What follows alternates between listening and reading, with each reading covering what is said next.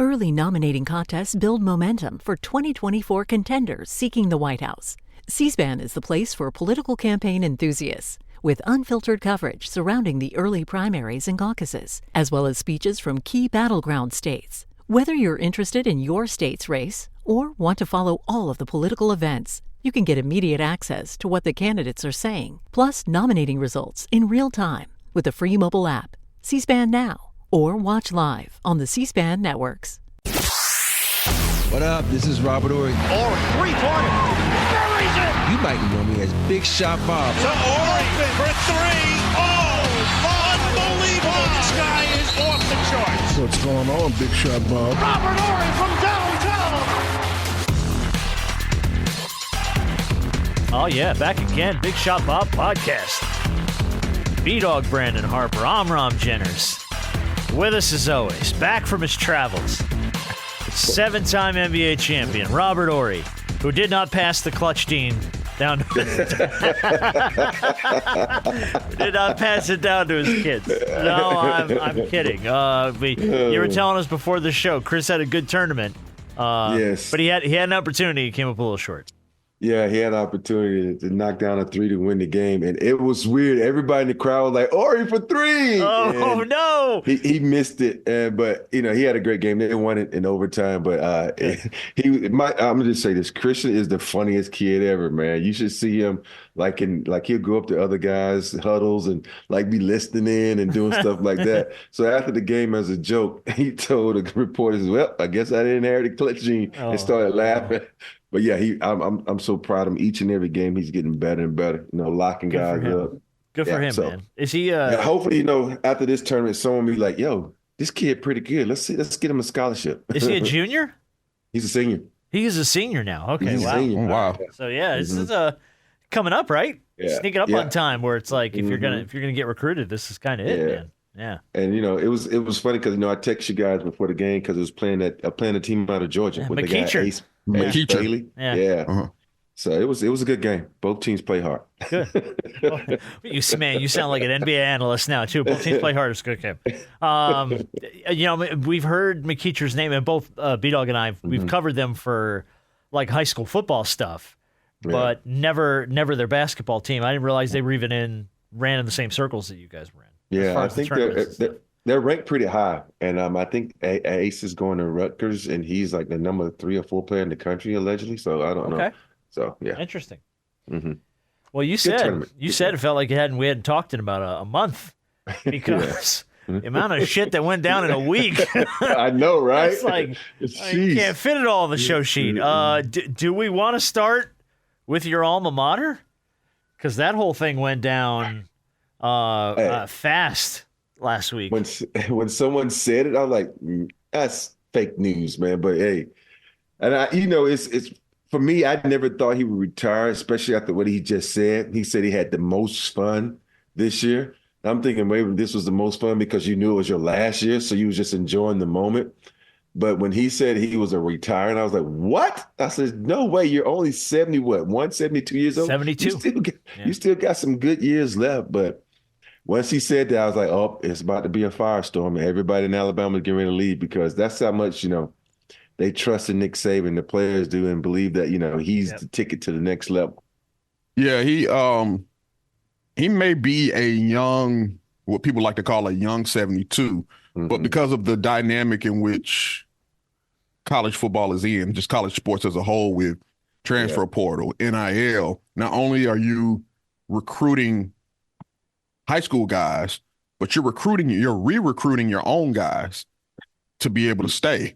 Yeah. And other schools are making offers and, hey, we'll pay you this and we'll pay you that. And I don't think guys like Saban, we know guys like Dabo, they're not willing to, that's not what they signed up for. That's not, especially at his age, it's a young man's game now. To be able to go around and be able to handle all that type of stuff. And I think Nick just got to a point where it was like, I don't see me doing this long term or any longer based off what the landscape of college football looks like. And I can get it because he did say it started to take a little toll on his health. Mm-hmm. And at 72 years old, the back end of his life, Miss Terry ain't trying to have him out there, losing his cool and losing his life on the football field when that's his wife. Nah, if you're gonna do that, you're gonna do that with me. We're gonna retire and we're gonna go live our life. We're gonna go out down the lake and we're gonna enjoy what we have left. You ain't finna sit up here and pass out and die on the football field from stress. Yeah. You've done everything. You're the greatest of all time. You've done everything that you've ever wanted to do. You're revered around not just college football, but football in general, in sports. There's nothing left for you to do. There's nothing left for you to prove. And even though it was shocking, at some point in time, we were going to come across this. At some point, we were going to come to this. Oh, sure. Of course. I mean, everybody steps the demand of it. Yeah, I think when you look at the demand of it and the fact that, there's probably no coaches in football that lose more coaches than Nick Saban. You think about it. He just have to recruit players. He had to recruit coaches. And that's a stressful job, man. And think about it. The guys you rely on that you say, go out and bring me these guys. All of a sudden, they're like, oh, I got a head coach. I'm out. Now I got to find another coach to replace you. And that's a testament to him, though. And the pipeline with him and Belichick, the things they do to make people ready. Think about Sarkisian. He like, you was out and about. Nobody's going to touch you again. You know what? Come on over to the tie. We're going to pick you up. We're going to wipe you, brush you off, pick you up, and put you back on top. Now everybody think Texas is back because of Sarkisian is, think about it, he got in trouble at USC for drinking. They kicked him out. It's almost like Alabama said, you know what, USC, all the people you kick out, you know what, we're gonna find that diamond in the rough. We're gonna polish them up and put them back on the pedestal and let them go be coaches somewhere else. Him and Lane Kiffin are doing great at the job. So, I think the demand was just so stressful on him that he hadn't recruit coaches, players. And you got to think about it. The Alabama Mafia, they don't like losing. Nope. They don't like losing. And, nope. and he was like, you know what? Let me step away. That's why I kind of wish they would have won it this year now, that knowing he would have stepped away, he could have, went out the right way as a champion. But he's still a champion, but, Yeah. He, and obviously, a few days later, you hire Washington's head coach, after a few days of being in the national championship, DeBoer, and he wasn't their first option, because what you saw was when Saban stepped down, you saw all these names come up. Dabo, you saw Mike Norvell down there at Florida State, you saw Dan Lanning up there in Oregon, who's Georgia's former DC. All of those coaches owe Nick Saban a thank you card and a bottle of champagne, because every one of them got a pay raise because everybody's buttholes tuckered up that they were about to lose their head coach. Exactly. So everybody got a nice little kiss or a re-up or a bonus. Hey, I bet you Lanning is mad. Like, damn it, I signed that thing too fast. Yeah. Because he had just signed not too long ago. He would have waited a little bit longer, boy. And Mike Norvell. Like $200 million. And Mike Norvell down in Florida State got a new 8-year, $80 million extension. And we don't even know the state of the ACC right now. They're trying to leave the ACC. Yeah. And it's interesting. Nobody wanted to leave to follow up Nick Saban at Alabama, because that's like, bro. You never want to be the guy after the guy. No, you never want to be the guy after the guy. You I'll be the guy after that guy, sure. But the guy that follows the legend, you never want to be that guy. Man, you think about how, let's go back to even 90, when I left college in 92 when they won the national championship. And I think they had like 8 coaches before they got to Nick Saban. It was, I'm exaggerating. I don't know it's 8. I don't know the number, but I know it was a lot of coaches that came and went before they got to Nick Saban. Yeah. There was a lot of coaches that came and went. And obviously Nick Saban is coming from, and not necessarily working out in the league. Mm-hmm. And you saw the reception that the Alabama faithful gave him when they hired him. Meeting him at the tarmac and signing autographs and everything like that. Kind of the same reception that DeBoer got. Yeah. And it's going to be interesting. We should just hired Belichick, man. We should say, fuck it. Oh, let's just hire Belichick. I think Belichick is he's going to stay in the NFL. I'm kidding. Bill, if there's anybody, by the way, who does not want to go out and recruit players, it's Bill Belichick. Oh, it's Belichick. I wouldn't put anybody higher on that list than Bill Belichick. I'm going to tell you a name. Talk to kids, Yeah. I'm gonna tell you a name that I did hear, and was coming up, but I never thought he would leave the NFL, his first NFL job, because he had a young quarterback, and his young quarterback is lighting it up. DeMeco Ryans. He wasn't going. It's his first year. You're right, and he's done something that. Think about it. It was weird that the Texans have, since they've been in the league, they've won more playoff games than the Dallas Cowboys. That's ridiculous, right? And so since they insertion into the league, but DeMeco, think about it, he'd been a great coach, a defensive coach of the 49ers. I think the Texans were the team that drafted him out of college too. Yeah. And for him to be able to get that job, he wasn't going to say, "Oh no, I'm going to Bama." I think they'd be taking a pay cut probably. No, he wouldn't have. Because right now he'd have made more at Bama than he would have with the Texans. DeMeco, you actually left, man. What the hell wrong with you? but he couldn't leave the playoffs. Mm-hmm. But I mean, he still could have taken that job. But the thing is, he's the younger type of guy that fits the mold of what college football is when it comes to recruiting, when it comes to NIL, but he also may be a guy that may not want to deal with that either. Plus, you got C.J. Stroud, a rookie that is leading you into the playoffs. You're a first-year head coach. He's a first-year quarterback. Whoa. I got a chance to grow with this quarterback. Hey, I ain't doing that. I can go back to something you just said, too.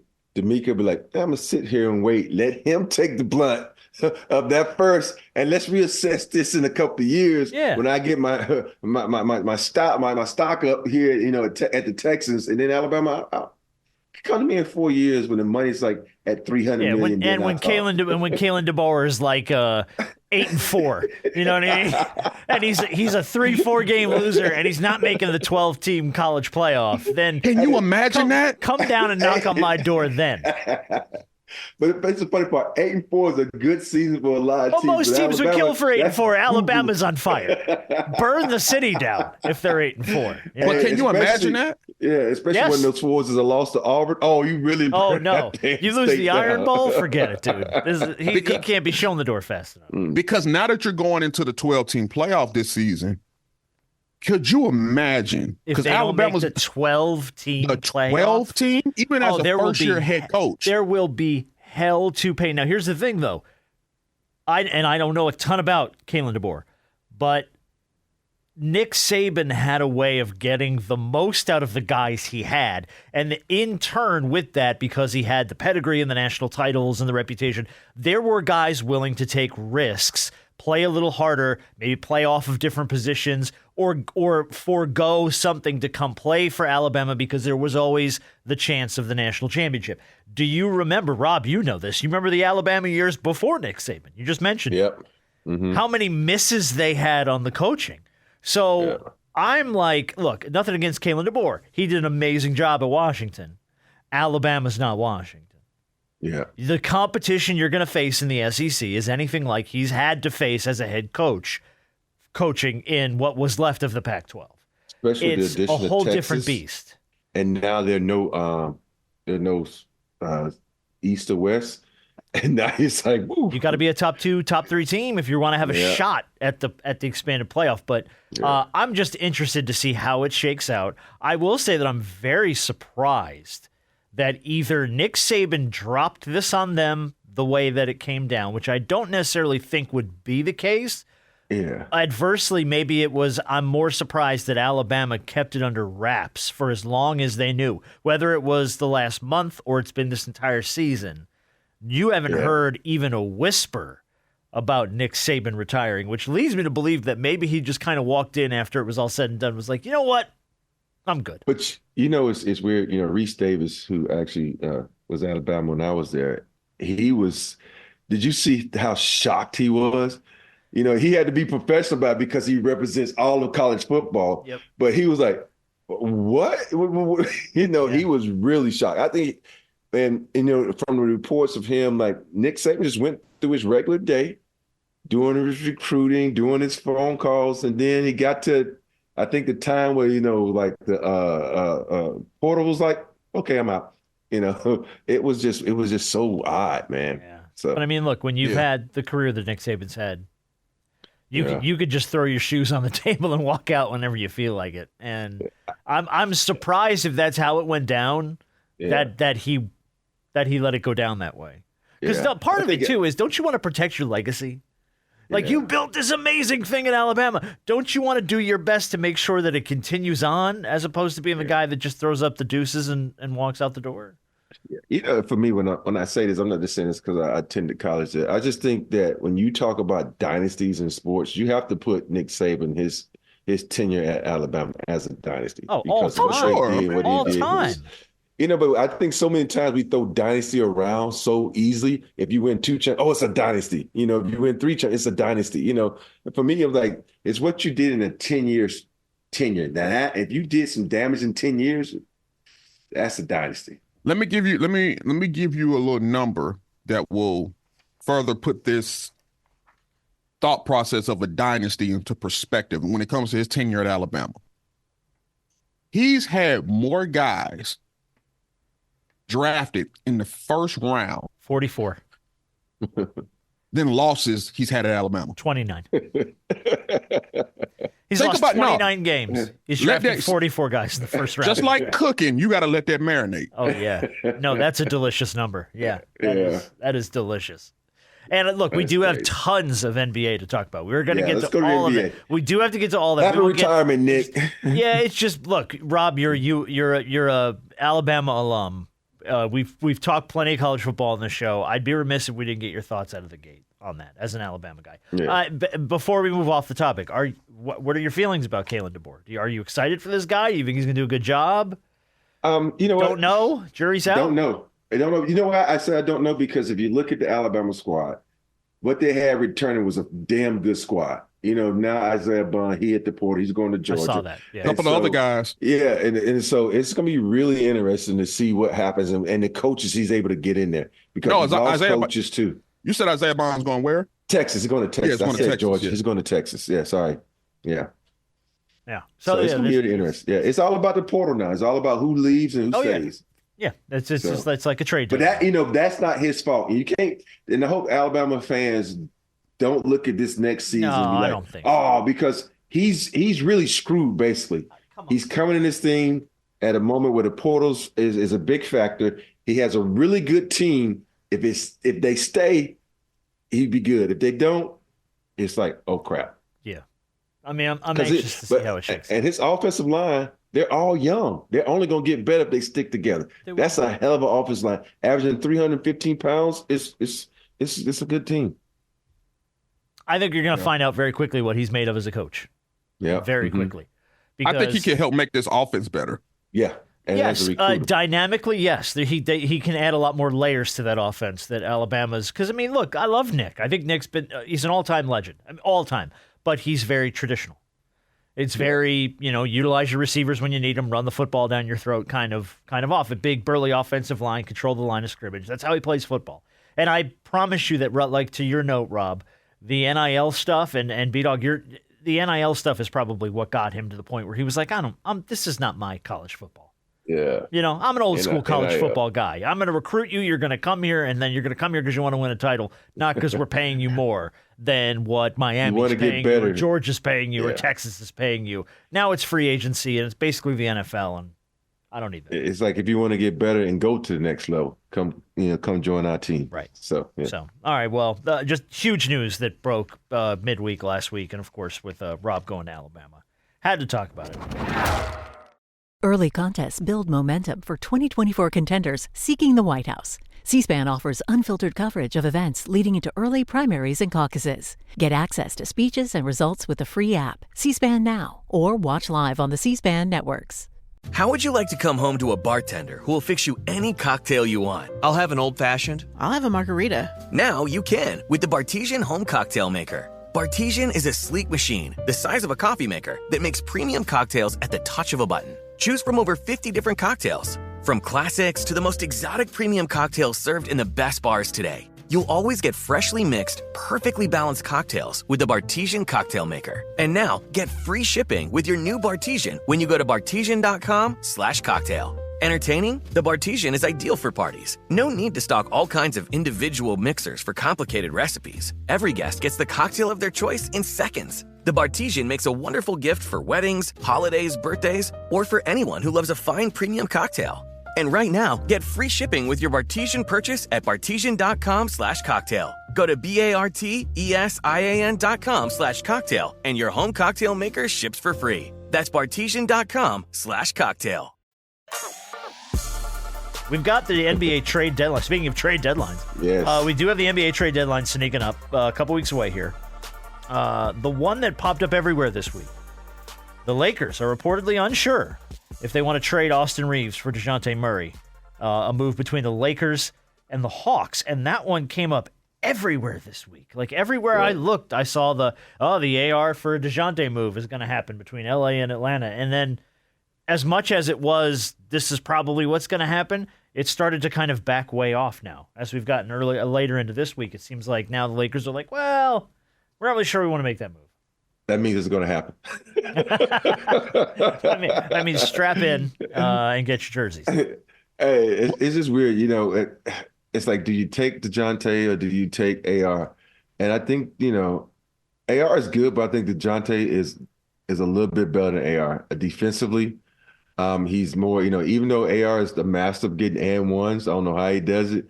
But I think, you know, far as when it comes to defensive, because AR has been, you know, they've been going at AR. And so who they just played not too long ago? They wanted to switch every time on AR, and they was just going at him. And I think it was, I don't remember what, but that's one of the things you're going to look at, you know, because he's the only value over there that you can, the only trade bait that you have that you can get something nice in return. Well, the latest, and you may have seen this, the latest that probably came out in the last 24, 48 hours is that reportedly the Hawks, and I'm not surprised about this, are looking for at least 2 first-round picks for Dejounte Murray. Now, the Hawks traded away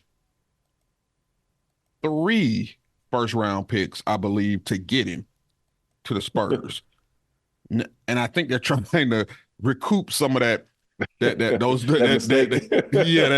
trade assets back as much as they possibly can, because they're not getting 3 back for him after they sent 3 for him. I'm not even so certain they may get 2. But that's the reported asking price. So if that's the case, do the Lakers want to ante up 2 first-round picks? No. That was fast. No. That was fast. No. Yeah, I don't think so. I will. I'll tell you that I was at the Hawks Wizards game this past weekend. Oh, it was you and 5 other people, huh? Yeah, there was like no, you know what? I'll tell you what, that building was surprisingly full. I expected it to be a ghost town. It was surprisingly bumping. Maybe because it was a Saturday night in Atlanta, but true.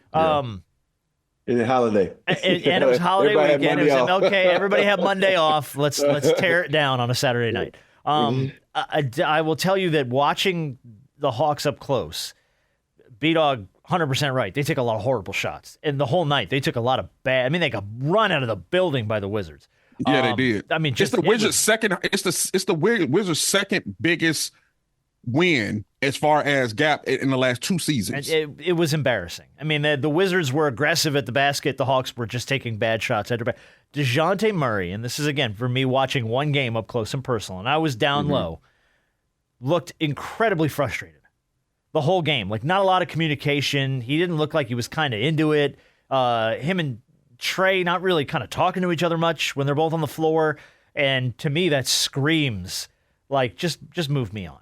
And I don't know if that's his mentality, but that's what I got out of watching that game up close and personal. He just didn't look like he was that into it. If you watch Murray, certain guys like a system. They like knowing what's going to happen. Yeah. And this all of a sudden you got a guy who doesn't follow rules, who just like Young, he takes a lot of bad shots. He just comes down, he just jacks it, and all of a sudden you run the play, and all of a sudden the shot's going up, and another team has it going the other way. That makes a big difference. And people don't understand this. When you play basketball, everybody thinks when the Golden State Warriors play, they know when that shot's coming.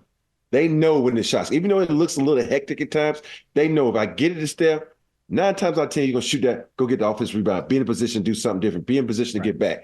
With the Hawks, when you watch them play, it's helter-skelter. Like, what the fuck is going on? And that's what's wrong with basketball today, because you look at half the guys. If you take a team and you go down the roster and you see how many one-and-dones are on that team, typically they're not a good team because they don't know how to play basketball because they didn't learn it in college. And they didn't learn it in high school because they came from a program that said, you're the best player, go at it.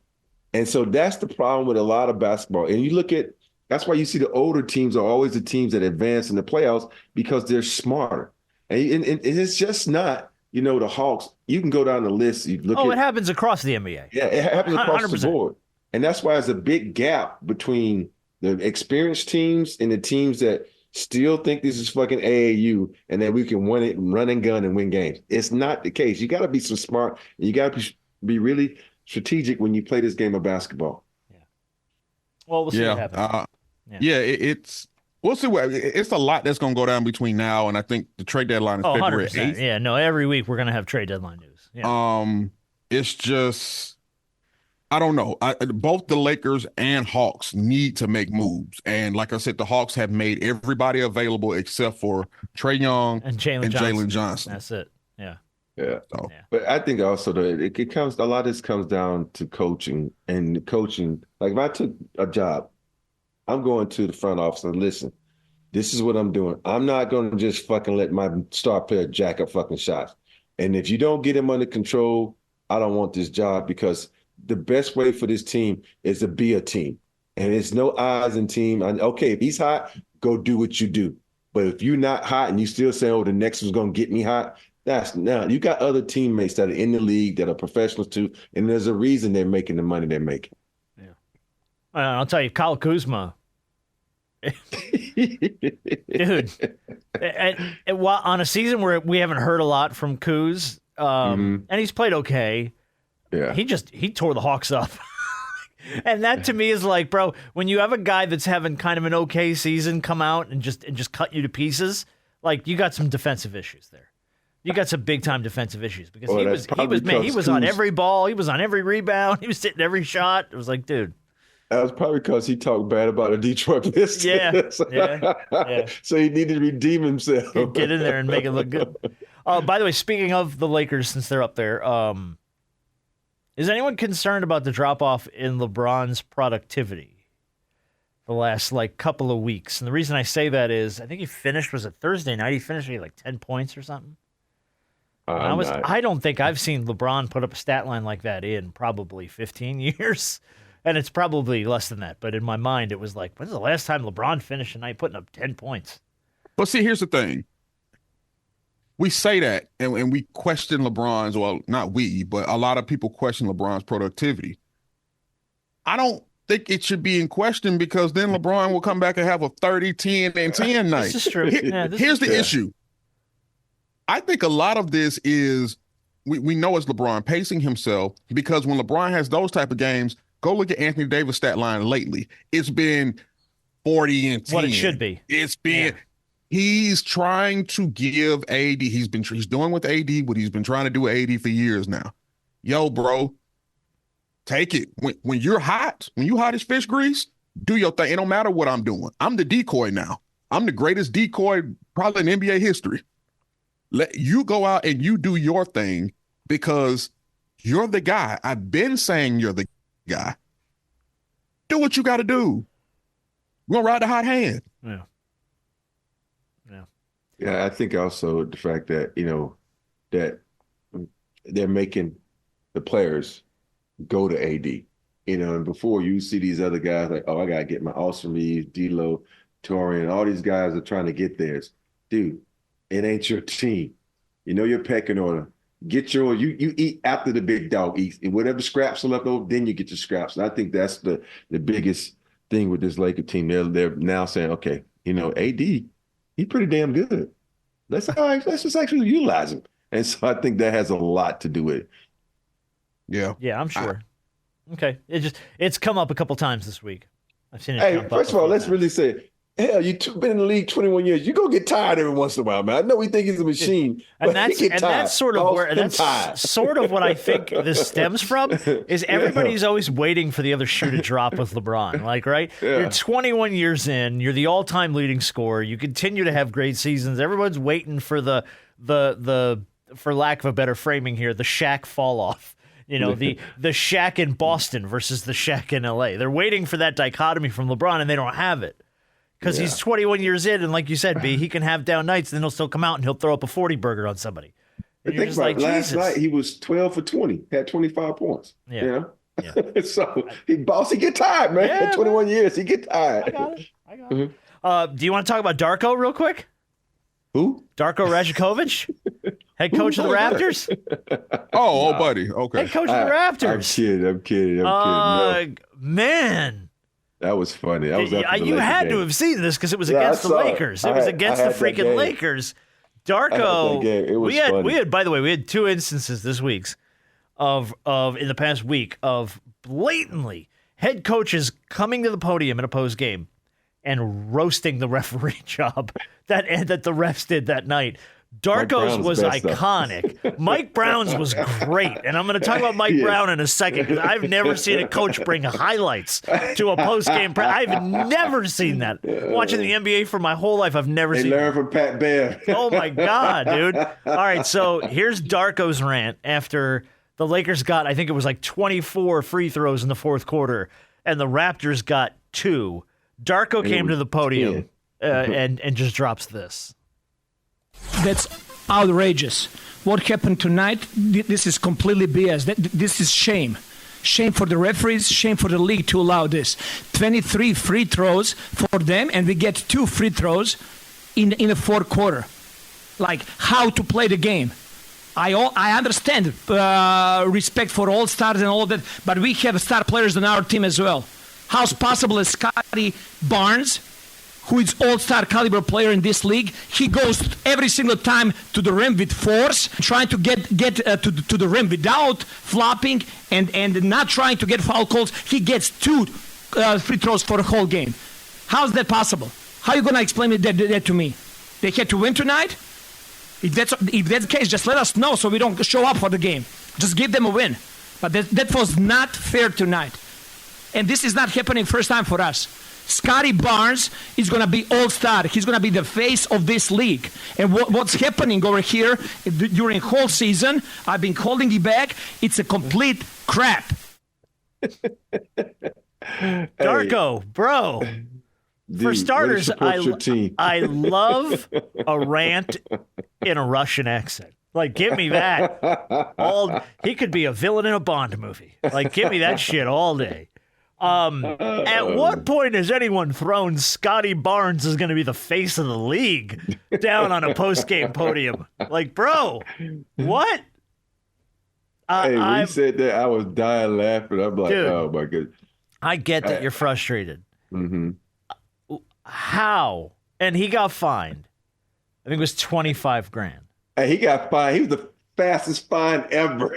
But before he even left the also, arena, he was fined. Hold on, wait though. You have an NBA head coach at a post-game podium basically saying the refs rigged the game. Like, tell us you're gonna let the Lakers win this one, and we won't even come out and play. And all he got was $25,000 for that?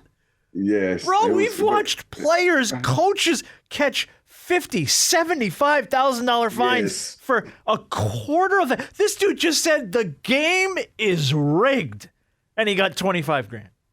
Yeah, that one was a little ridiculous for me. That's a $100K fine for me. At least. And it's the funny part we was laughing about in the studio when we did this game. Like, dude, you intentionally fouled 5 times, which gave them 10 free throws. Right, yeah. That's why the disparity was a little different. No, it was clip. It was clip. It's a complete crap. It's a complete crap is what it is. But it was only one time when Scotty Barnes got fouled where they didn't call it when he dunked on, I think it was AR or someone, and that could have been called a foul. But AD, LeBron, you know, when you go into the hole at force, No, you're not hearing him. Scotty Barnes is the face of the league, Rob. He's the face of the freaking league, okay? You got to call him. He will be the face of the league. Oh, okay. Sorry, my bad. But you know what, though? I love Scotty Barnes. I think he's a great player. He's fun to watch. He's very good. But it's he's not the face of the league. You may get there. You may get there. But he's looking at it from a very insulated point of view, not just on Scotty Barnes, but about this whole thing, the way this whole thing went down. He sees LeBron and AD on the opposite side of the ball, and immediately all the calls are going their way because that's who they are. And the Lakers need to win. Don't he know this league has been like that since day one? Like the stars are going to get the calls half the time, and the people who don't have any status are going to look at them like, dude, I don't know who the fuck you are. Get on down the court and keep playing. It's a complete crap. It's a complete crap, Rob. That's what it is. I do like Darko, though. I mean, I applaud the passion. I applaud him going to the podium and standing up for his guys. I'm stunned that all he got was $25,000 for basically telling the NBA that the refs rigged a game. That really threw me. But I think it was such a rant they didn't hear that part. Dude, I love the fire from him, though. I do. I love the fire from him. Make him a Bond villain tomorrow. Mike Brown. Yeah, man. Him and Boban. They could be Bond villains 100%. Boban looks like a Bond villain, doesn't he? Well, he was in John Wick, so yeah. Oh, that's right. He was. I forgot about that. Mike Brown was the other one. We mentioned it briefly after the Kings lost to the Bucks. De'Aaron Fox got called a few times for incidental contact on Dame. The same calls did not go the other way. So Mike Brown shows up, and I'm not going to play the audio because it's 5 minutes of Mike at the podium showing highlights. Whips out a laptop, showing the media. All right, look at this here. Oh, Watch yeah, him I saw here. that. Yeah. Watch De'Aaron Fox get it. Okay, he gets called for incidental contact. Let's go ahead a few minutes. He steps forward. He goes, here's the same play. Dame does the same. He doesn't get called for it. I don't understand the problem. And Mike Brown just basically tried to be diplomatic because he was very like, I understand that calls, refs are human and they miss calls sometimes. But was basically, again, saying the same thing. I'm showing you highlights of things being called one way, but not being called the other. There's no balance. And I don't think Mike's caught a fine for this. I don't think he will be given a fine just for the fact that he didn't say anything bad. He was just pointing out, because that's the same thing he's going to send to the NBA. But the problem is now that, the refs, all of them are boys. He's like, oh, you going to keep complaining? He's going to have like 2 games. Either he's going to have 2 games where he get no calls, or you're going to get a game and get all the calls to shut him up. But that's just how it is. That is the biggest complaint amongst players, that we want some consistency out of your refs. I don't give a damn, because De'Aaron Fox is an all-star. He is. And now Dame Lillard's an all-star. But why are you showing favoritism to one and not the other? Now, I can see this if this was, JoJo guarding Dame, he put his hand on it. It's like, okay, young fella, you ain't in the league yet. Right. You can't do that to us when I start. But you cannot be that way, that blatant in a game where you got 2 mega stars playing each other and you calling it in the favor of one other. Yeah, look, man, I get frustrated at some of these calls too. And it's a huge discrepancy when you talk about how, in the fourth quarter, the Lakers had 23 free throw attempts and the Raptors only had 2. That's a big discrepancy. But we, like you said, for a long period of time, it's always kind of been like that when it comes to star players. It was like that with Mike. We've seen refs go up to Mike and have full-fledged conversations about stuff. Oh, yeah, laughing, dapping each other up. Yeah. There are guys, there's a saying that everybody gets treated fairly, but not everybody gets treated equally. Whereas, all of y'all, everybody's in the NBA, but there are certain people who are of a certain hierarchy that we all know get certain treatment because of star power. And he said in that rant that he does understand that to a degree. Now, he went a little far with the Scotty Barnes thing. Scotty Barnes is a hell of a player. He ain't going to be no face in no league. I don't give a shit. Oh, Mike doesn't care. Mike said, no, he doesn't care. Yeah, no, you're right. I mean, can he be one of the guys that are highlighted? And sure, in time, maybe in time. Yeah. Not today. He's still too far down with Shea, Luka, Giannis. I can keep going. Here's my gauge. How many times have we talked about Scotty Barnes on this show before this conversation? Not many. Not many. I mean, maybe once or twice. Maybe once. Yeah. Maybe once or twice. Yeah. So, I mean, and I'm not saying that doesn't mean he's not a good player. It just means that He's a hell of a player. He's a great player. Best, but like when we yeah. start looking at like lists on people, it's like, man, I don't see his name pop up a lot. I just don't. And I don't know if that's because of the market you play in or what. But I just know his name doesn't come up a bunch. For the ones who get it done, the most important part is the one you need now. And the best partner is the one who can deliver. That's why millions of maintenance and repair pros trust Grainger, because we have professional-grade supplies for every industry, even hard-to-find products. And we have same-day pickup and next-day delivery on most orders. But most importantly, we have an unwavering commitment to help keep you up and running. Call, click Grainger.com, or just stop by. Grainger, for the ones who get it done.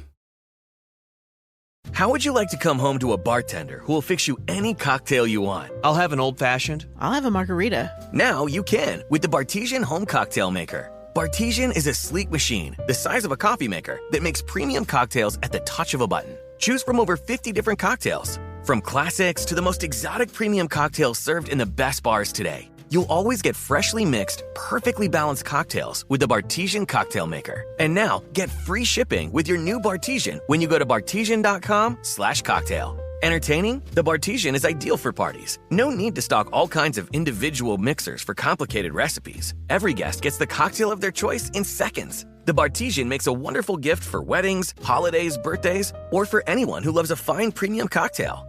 And right now, get free shipping with your Bartesian purchase at bartesian.com/cocktail. Go to BARTESIAN.com/cocktail and your home cocktail maker ships for free. That's bartesian.com/cocktail. Congratulations, by the way, to D. Wade getting a statue. Yes. In Miami, which I'm not Wade County. Not gonna lie to you, didn't even know he didn't have one yet. Should have had one. They should have put one up after the 2006 finals, to be honest. He has been the most mainstay player for that team, like you said, Wade County. As far as the Heat go, there's some guys that you can go, okay, when you think of like kind of who's the first player you think of when you think of the Miami Heat? Obviously, Dwyane Wade is probably the number one. Guys like Alonzo Mourning come to mind. But motorcycling. He's like one of the first Haslam, Heat, man. yeah. But well deserved. Yeah, really. Now we're just naming random Heat players. Well deserved for Dwyane Wade. Again, like I said, surprised he didn't already have a statue in Miami, or there wasn't one planned well ahead of this. Is there any other guy out there that probably should have a statue, maybe that doesn't? Offhand? Does Dirk have a statue? The first one I thought of was Dirk Nowitzki. Dirk, wait a Tim minute. Duncan, David Robinson. Does he? Didn't they reveal something in Dallas and everybody was roasting the statue because it looked funny? It wasn't Dirk, was it? Was it Dirk? Yeah, I thought so. I don't remember. You very well could be right. I don't remember that though. I thought I remember seeing something. I know. Elijah won't accept one in Houston, so they just put something. Why won't he accept one in Houston? Because it's something about the Muslim culture. I don't. Okay. But I know. If you think about Tim Duncan and San Antonio, and last year they revealed the Dirk Nowitzki statue outside of Dallas. So Dirk does have one. He does. Yeah. He was Dr. J. The fadeaway. Dr. J have a statue? Larry Bird. How does Dr. J has to have a statue, right? How would he not? No, I don't think so. How would he not? The only statue is the Rocky statue in Philly, isn't it? Yeah. Some of these organizations like Boston, obviously with LA, there's so many guys that probably deserve them that it's like, well, we ain't got no place to put them, so nobody gets one. Yeah, there's a Dr. J statue in Philly. Is it? Yeah, there is. Oh, okay. Okay. I had to Google it, but yes, there is. There's a Dr. J statue in Philly. Like Boston and LA are two cities where you've had so many players that are statue worthy. Oh, like sure. I told you, you just, hey, we can't get one to everybody. So I know it, right? Is there a Barkley statue? I don't think Not so. even in Auburn. And I will tell you, if there isn't, Shaq needs to put one in front of the Krispy Kreme on Ponce. That would be the best prank ever. Like all time, he gets a Chuck statue made that they put outside of the Krispy Kreme down on Ponce. Oh, man. Now, that would be the best prank ever. Here's my question. When LeBron retires, how many statues does he get? Oh, man. Definitely Just Cleveland. one in Cleveland. He didn't get one in Miami?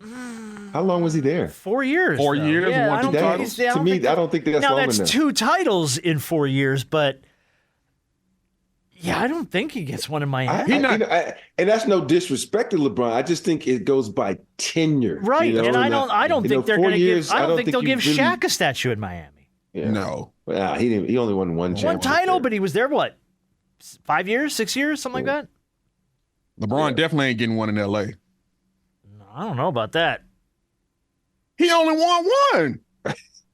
Didn't we have a whole conversation over about yet. this, about the whole LeBron, but in a Lakers uniform became the all-time leading scorer in the NBA and broke all these records and won a title? That's all well and good, but we know it's a lot tougher in these locations to get a statue. It all depends on where because it's crowded out there in front of I almost said It Staples. sure is in front of crypto. It's crowded Yeah. out there, and so it depends on where they put Kobe's statue, and that's coming up soon. Yes, it is. And so it's going to be really interesting to see where they put Kobe's statue because there's not going to be there's not that much room out there now. Because then you think about it, like you think about Worthy, he won an MVP in the finals for the Lakers. Do you put a trophy of him out there too? A statue. He's a Hall of Famer. Yeah. And so that's the reason that the Laker fans will go bananas if they put LeBron out there before James. So I don't think they'll put a LeBron statue out there. I don't know. We'll see. I don't know if I guess he would have to win another one for that to be considered. I just If don't he think wins he a gets one. second title in LA, I feel like that's a foregone conclusion. He may get one. I think they just need to start making them smaller. Well, for you guys, the embarrassment of riches in Los Angeles. We have too many statues. Too many statues. Meanwhile, there's cities like Toronto that are like, maybe we could put a dinosaur out front. I don't know. All They right, need to put one of Kawhi up. Yeah, they should. They freaking should. Got him a title. He wasn't there very long at all. They but- need to put a statue of a warrior up there, and they all went down with injuries. Jeez. All right, let's the last bit of news before we do Big Shot and Rapid Fire. I was not surprised. I don't think anybody was surprised. Bill Belichick out in New England. Yeah. No longer the coach of the Patriots. A lot of people saying that he may be the new coach of the Atlanta Falcons. That's a conversation that's ongoing at the moment, but I think Bill Belichick is one of those guys where he's going to have the pick of the litter. It's going to be wherever he decides he wants to go, and he's given the most control and the most money, go do what you want to do. So it's kind of whoever offers him the golden goose. And God bless Arthur Blank. He's been willing to offer anybody everything to get them here just based on their name. But any surprise at all that Bill Belichick was out in New England? I think we all kind of saw that coming, right? No, writing on the wall. Yeah, I think, just like any other thing, after a while, things start to run its course. And, ever since Brady left, they haven't had any success at all. And I think eventually you got to kind of bring in a new regime and move on. Can I ask a question that's probably unfair? Mm-hmm. Bill Belichick, maybe not as good of a coach as everyone lauded him out to be because he had the greatest quarterback of all time? No. I wouldn't say that because you think about that defense. People talk about how good. Don't get me wrong. One of the best to ever do it. They defenses always have been tough. And that's one of the things that we, because we love offense a lot of times more than defense, unless you're playing with the Ravens, and that's a defense-minded thing. But I just think we forget, if you go down the line and that list of players they had on that defensive side of the ball, there was some fucking beast over there. And sometimes we forget about that. Yeah. I told you it was an unfair question. Yeah. I prefaced it with I'm full of shit. At the end of the day, you're only good as your players are, coaches. And the coaches, much as they want to say coaching has a lot to do with it, it's more so the players. You got crap players, you're not going to win. And we can't take away Mac Jones under center? Come on now. Nah. Come on now. Brady developed under Belichick. Think about it like this. He did. If Brady was as good as we thought he was, then he would have been a first-round pick. He wouldn't have been buried deep in the draft the way that he was. You know what I'm saying? So everybody, I know what we see now, and I know what we watch, as time goes on. We've seen him win title after title. MVP after MVP. But realize this, it's different if he was a first or second round pick. Yeah. But he was a diamond, sixth round pick. He was a diamond in the rough. And he only got a shot because Drew Bledsoe got hurt. So, that's what I was going to say. Yeah, the minute Drew Bledsoe went down, I was like, all right, I guess we're going to give this backup a run and see if he's any good. Then there was no... But think about this. A lot of coaches won't do this, but think about Belichick. When Bledsoe got healthy, he looked at Bledsoe like, nah, you stand your ass over there. And most coaches like, no, this is my star, bring him back, put him back in there. He didn't mess with what was going on. He said, okay, this Brady kid, he's running his system like a fucking machine. Let's keep him in there. And so that builds that. A lot of head coaches wouldn't do that. So you got to reminds me to a very unfair comparison of what San Francisco has now in Brock Purdy. Yeah, a guy who was picked Mr. Irrelevant, the last pick in the draft, and when things started to work for him, what did they move? They moved Trey Lance. They got him a halfway kind of decent backup, I think, and they just tried to make him the man, make him the guy. Look, everything's working, and he showed you this year he can do it. So let me tell you why I think. Let me tell you why I think that ain't the same. I think, and this is me, I think there's more credit due to Kyle Shanahan and his play calling. But didn't we just align Tom Brady's development to Bill Belichick? You're right. You're right. But here's the thing. Eventually Tom Brady became elite because no matter what was around him, he was able to elevate everybody's game to the next level, no matter what was around him. He took a lot of guys who we didn't know about, and they became household names. I'm not sure that I can say that about Brock Purdy.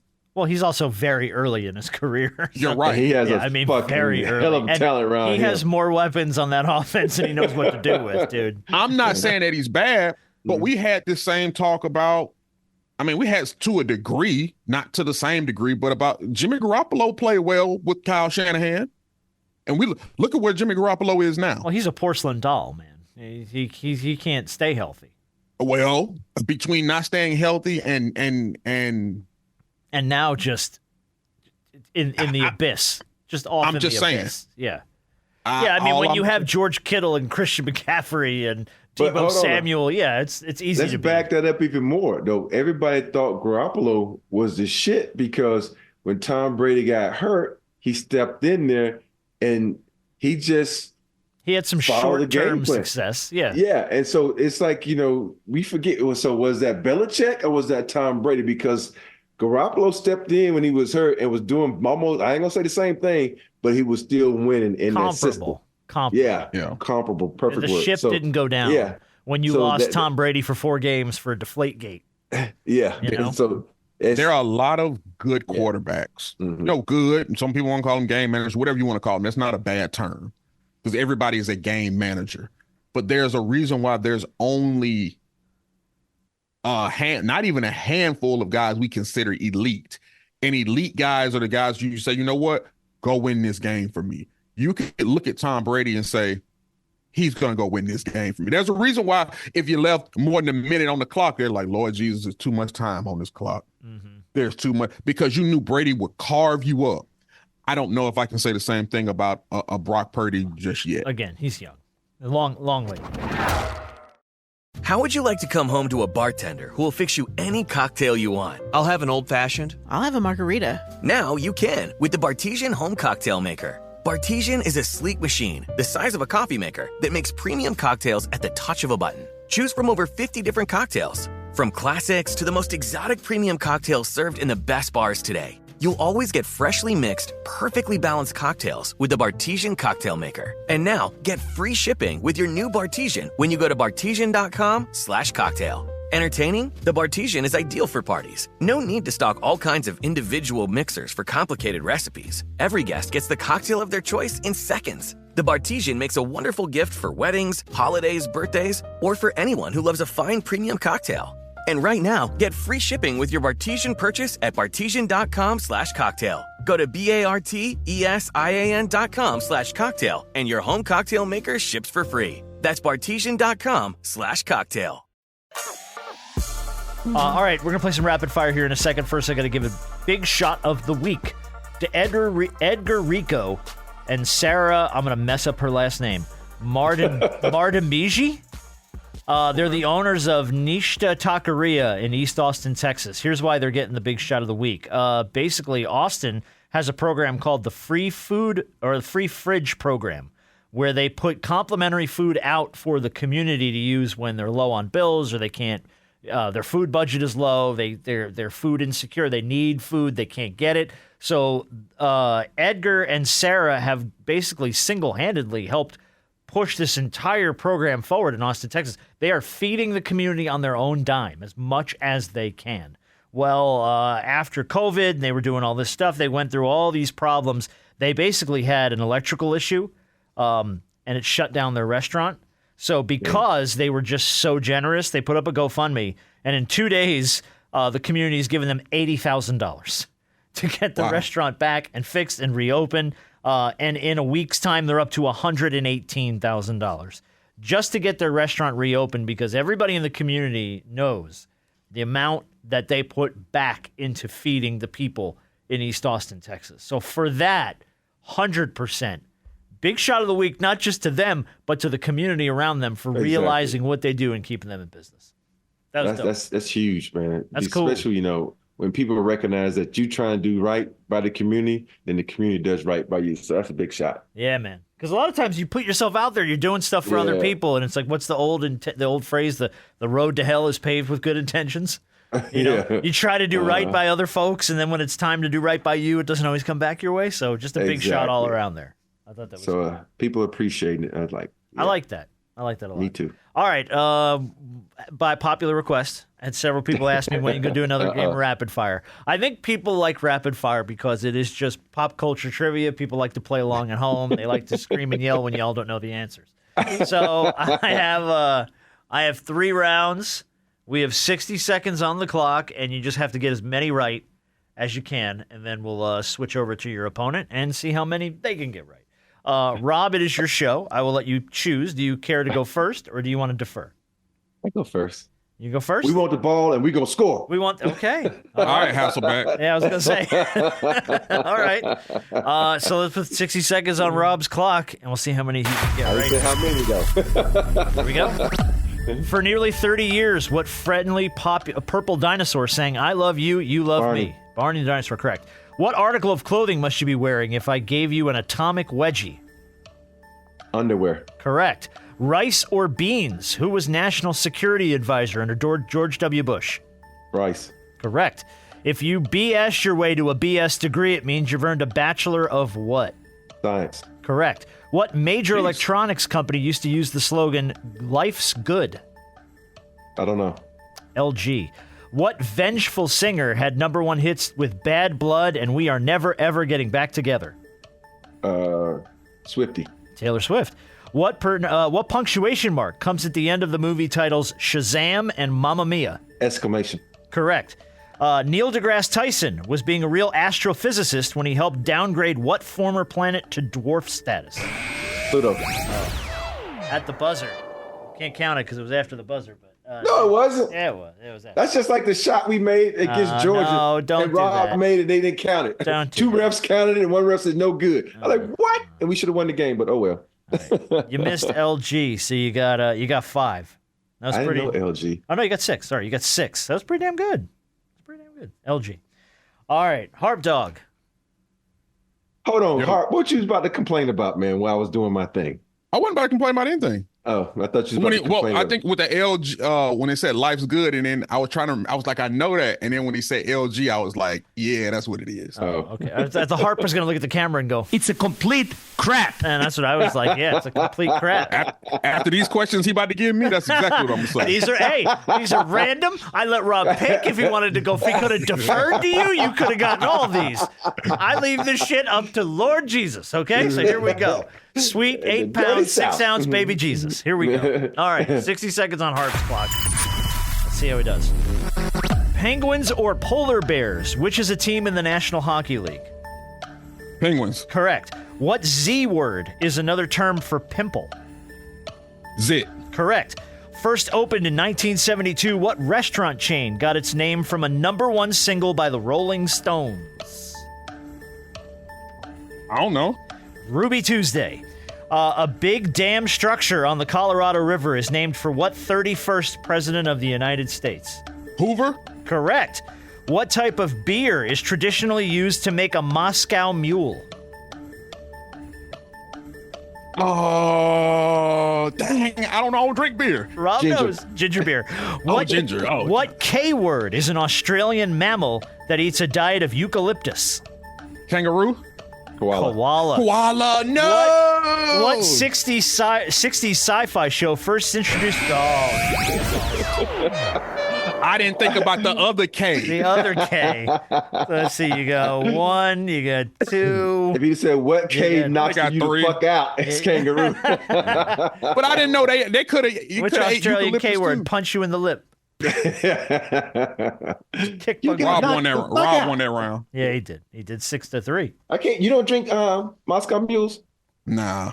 Ginger beer's good, man. Ginger beer's good. I should have known. I didn't.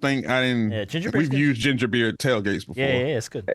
Hey, if you want to make, if you take peach Hennessy and do it at ginger beer, it becomes a peach mule. Oh, it's so freaking good. Oh my God. Yeah. Sounds good. Yeah. That sounds good. All right. Well, we'll reverse roles here. We'll let Harp go first. And we'll let Rob try and come back. If Rob can beat him in the second round, game's over. If Harp can hold court here, we go to round 3. B-Dog Brandon Harper. Here we go. 60 seconds on the clock. Let's go. What classic game have you won if your queen just put your opponent in checkmate? Chess. Correct. According to the Christmas song, what parts of Frosty the Snowman's body were made out of coal?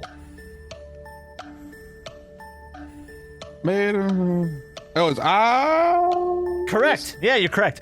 What airline's ads show people in embarrassing situations, followed by the tagline, "Want to get away"?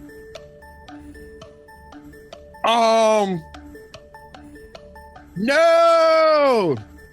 It's not Delta, is it? No, it's not. Southwest. Southwest. The phrase Don't fly Southwest. The phrase "jump the shark" comes from an episode of what sitcom where Fonzie actually water skis over a shark?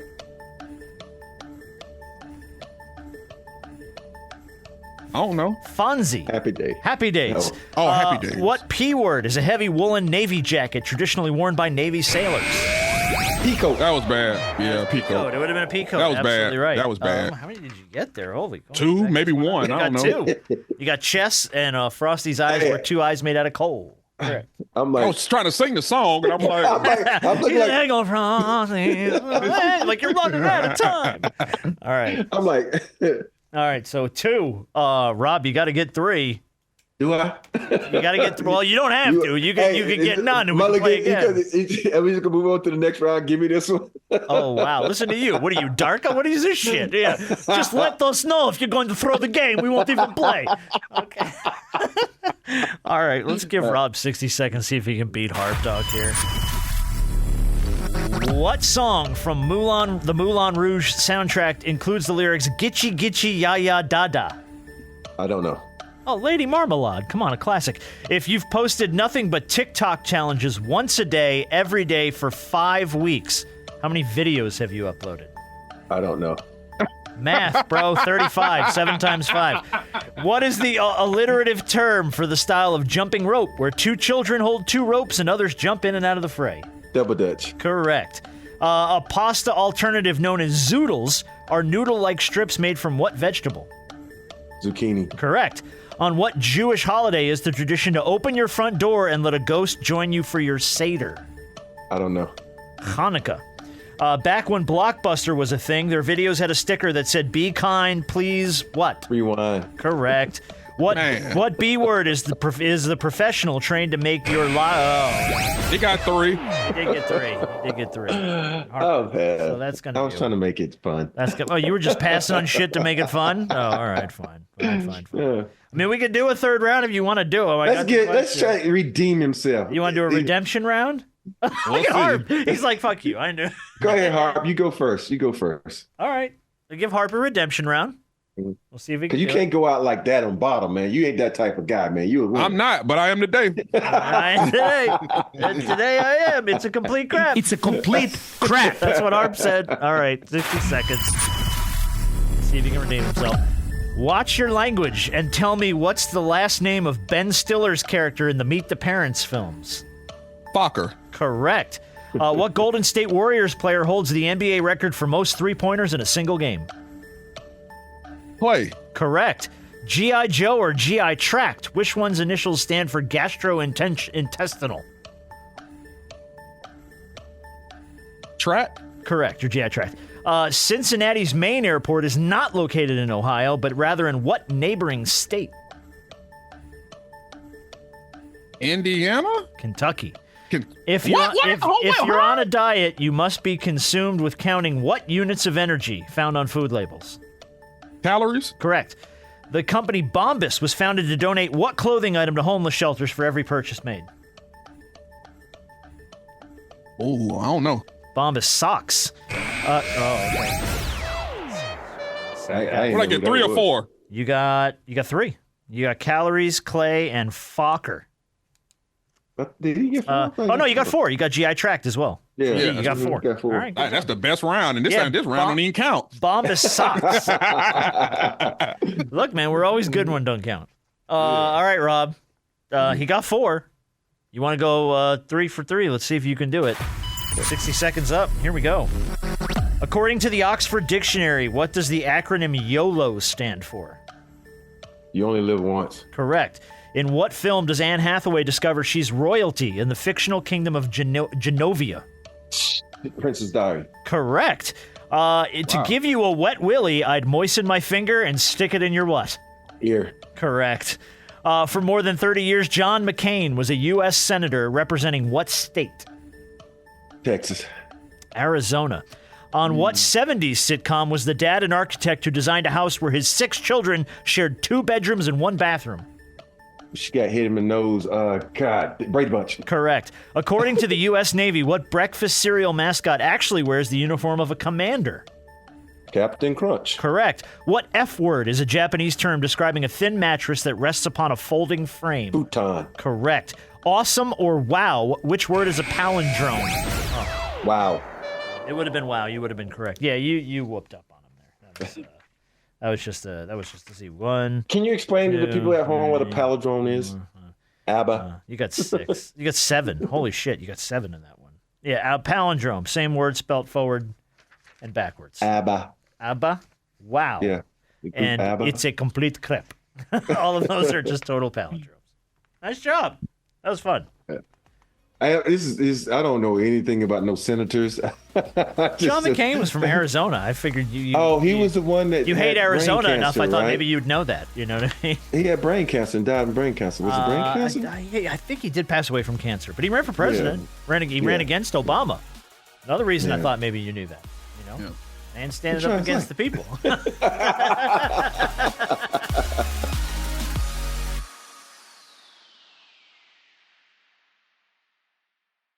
Early nominating contests build momentum for 2024 contenders seeking the White House. C-SPAN is the place for political campaign enthusiasts, with unfiltered coverage surrounding the early primaries and caucuses, as well as speeches from key battleground states. Whether you're interested in your state's race or want to follow all of the political events, you can get immediate access to what the candidates are saying, plus nominating results in real time with the free mobile app, C-SPAN Now, or watch live on the C-SPAN networks. On their first day in office, with a country in crisis, President Biden and Vice President Harris got to work for us, cutting Black child poverty in half, delivering more money to Black entrepreneurs, and creating millions of new good-paying jobs. They've lowered health insurance premiums and made prescription drugs more affordable. And they capped the cost of insulin for seniors at $35 per month. Because we all deserve a fair shot to get ahead. And they're making sure our voices are heard by putting South Carolina first in this year's Democratic primary election. Show President Biden and Vice President Harris your support in the Democratic primary election. You can vote early in person from January 22nd to February 2nd, or you can vote on Election Day on Saturday, February 3rd. Early voting is closed on Sunday, January 28th. I'm Joe Biden, candidate for president, and I approve this message. Paid for by Biden for President.